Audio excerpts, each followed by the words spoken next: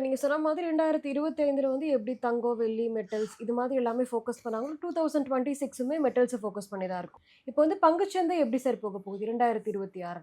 பொதுவாகவேமா இந்த 2026 புத்தாண்டுக்கு நல்வாழ்த்துக்கள் சொல்கிறதோட ஒவ்வொரு வருஷம் ஜனவரியில் எப்படி டிசம்பரில் எப்படிங்கிறதுக்கு ஒரு சின்னதாக ஒரு விளக்கம் சொல்கிறேன். ஒவ்வொரு புத்தாண்டும் ஜனவரி மாதம் நமக்கு ஒரு கற்பனைகள் கனவுகளோட தான் உருவாருது.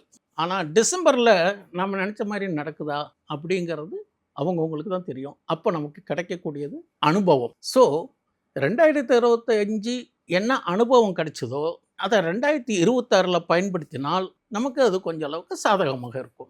அதனால் புத்தாண்டு வாழ்த்துக்கள் பிரகாசமாக இருக்கட்டும், வெள்ளியும் மின்னட்டும், தங்கமும் ஜொலிக்கட்டும், கூட காப்பரு ஜிங்க்லாமும் ஏறிக்கிட்டு இருக்கு. இதெல்லாம் எந்த தூரத்துக்கு போகுங்கிறது தெரியாது. இது ரியல் அப் ட்ரெண்டா அல்லது கமர்ஷியல் பேசிஸில் அப் ட்ரெண்டாங்கிறது இப்போ எதுவும் சொல்ல முடியாது. ஓகே. எனது பார்வையில் எனது புரிதல் என்னன்னு கேட்டால்னா, தங்கமாகட்டும் வெள்ளியாக இருக்கட்டும் இப்போ ஓவர் பாட் ரிஜிமில் இருக்குது டெக்னிக்கல் ம். படி. அப்போ அந்த லெவலில் இருக்கிற போது ஒரு கரெக்ஷன் வந்து பவுன்ஸ் பேக் ஆகலாம்.